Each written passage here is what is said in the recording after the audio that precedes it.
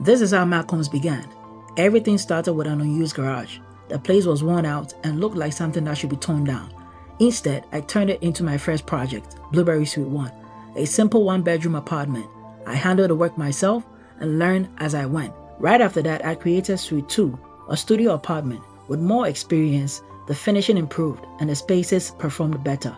Once both units were running, the business gained momentum.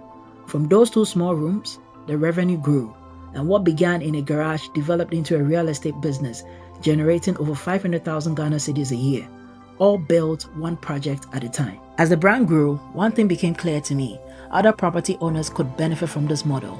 It could also scale nationwide and beyond with the right partners supporting it. So M.A.C evolved into a short stay platform that now manages and transforms properties in multiple locations with plans to expand. That is why M.A.C now works in 2 ways.